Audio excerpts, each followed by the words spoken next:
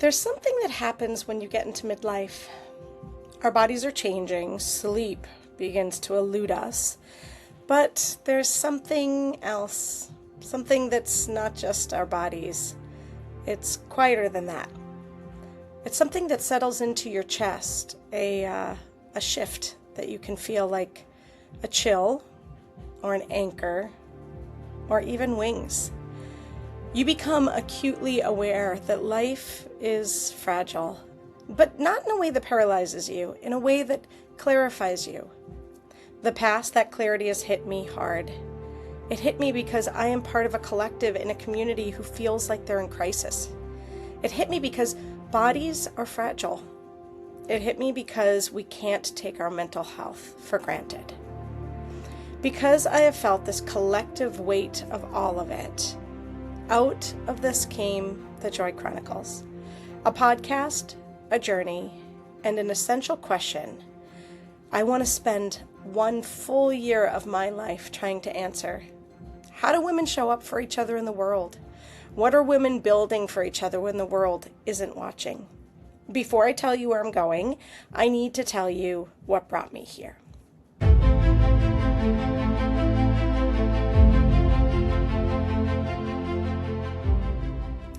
3 years ago, after a series of events that my teachers had to deal with at my school, they asked me to hold a retreat. It was a response to all the overwhelm and isolation that came from their work. It was amazing. We continued this for the next 3 years.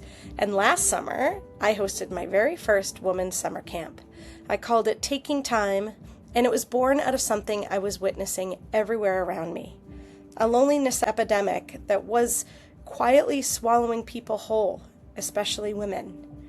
We are, and I mean all of us, trying to keep up with a life that was never designed for us. A pace that doesn't fit our nature, a culture that rewards isolation and calls it independence.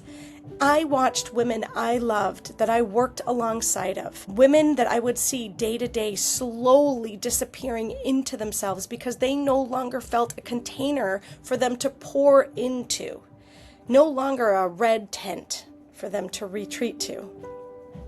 I wanted to build that container, but honestly, I needed to understand why it mattered so much to me first.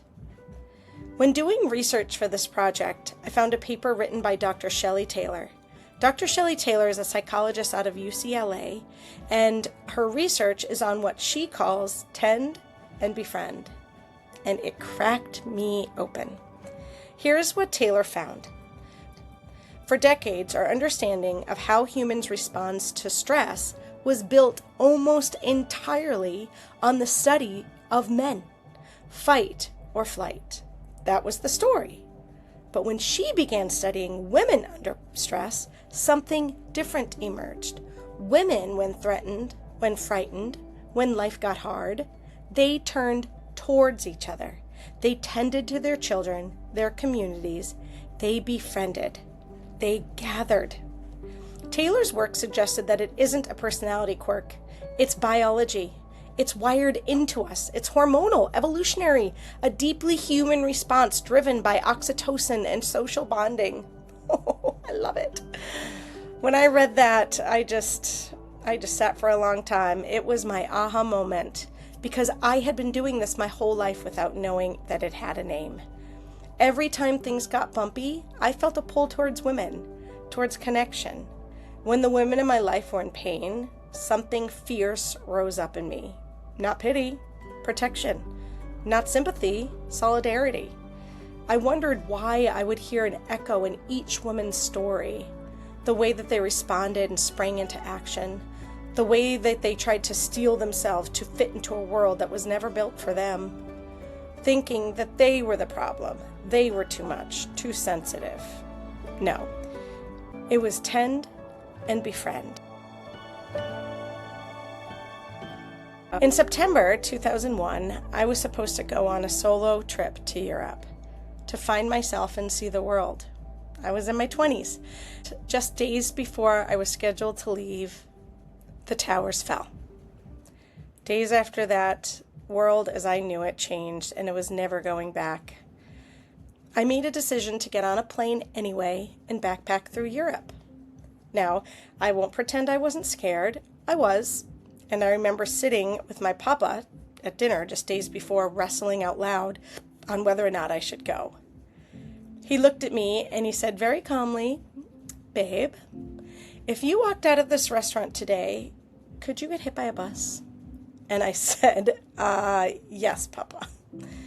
And he said, "If you walked out of a cafe in Paris onto the street, could you get hit by a bus?" Yes, Papa. And then he said, "Wouldn't you rather get hit by a bus in Paris?" And I said, "Yes, Papa." And that was that. I think about that conversation every time I am standing at the edge of risk, looking down and wondering if I should jump. And I think, I would rather get hit by a bus in Paris. So I got on a plane. What I found was this. Everywhere I went, regardless of language, food, customs, the history, every single person I met wanted the same things. They wanted their families to be safe, they wanted their children healthy, and they wanted their elders cared for. They wanted to laugh too much. They wanted someone to sit next to them when things got hard. We are all the same, all of us. There are a million ways we are alike, and so few that we are different. I came home and I tucked that knowledge somewhere deep inside of me, like a compass that I wasn't ready to use yet. But I never stopped letting it point to my direction. It has shaped every room that I've walked into, every circle that I've built, every hand that I've extended to a stranger. Speaking of strangers, last year, when I was just taking time off the ground, I reached out to this woman. I had never met her, and I was trying to figure out if this particular health fair would be worth an investment for my business. She could have sent me online or sent me an email, but instead she spent 20 to 30 minutes just talking to me, this complete stranger, walking me through everything she knew, tips, resources, better avenues. She just gave me a master class. But before she dove in, she said something that stayed with me. She said, "Listen, I know starting a business is hard and women can be really unkind to each other." And she meant it kindly. She was trying to prepare me, to warn me. I later wrote her to thank her, and I said, I received your generosity with my whole heart. But there is one thing I will respectfully push back on. Women are not unkind to each other by nature. The research says otherwise. We tend and befriend. When the conditions are right, when we are not starved for time or pitted against each other by scarcity or systems that weren't designed to serve us, we gather, we protect, we pour into each other. What looks like competition is often just exhaustion wearing a mask. So, here's where this all led me. I'm taking another journey. This time, I'm not backpacking through Europe as a woman in her 20s looking for herself. I'm going as a woman in midlife who has found herself and wants to find others. I'm packing everything I own in 2 small bags, and I'm stepping away from my roles as counselor and educator for 1 full year. And I'm traveling through Europe, Asia, and the United States with one essential question at the center of everything. How do women show up for each other in the world? And what are women building for each other when the world isn't watching? I want to find pockets of care, the quiet mutual aid networks, the sisterhoods hiding in plain sight, the circles of women holding each other up on a different soil, under different skies, in different languages. I want to look at the world through the eyes of other women.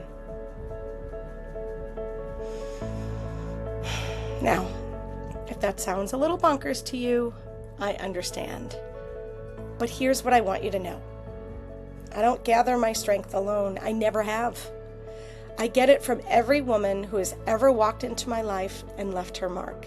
Every laugh that has handed me this gift, every tear that I was able to wipe away by someone who didn't have to stop and did. Seneca wrote, "Courage leads to heaven and fear leads to death." And my papa would say, "Wouldn't you rather get hit by a bus in Paris?" They're saying the same thing, honestly. Just one of them had the kindest brown eyes you've ever seen.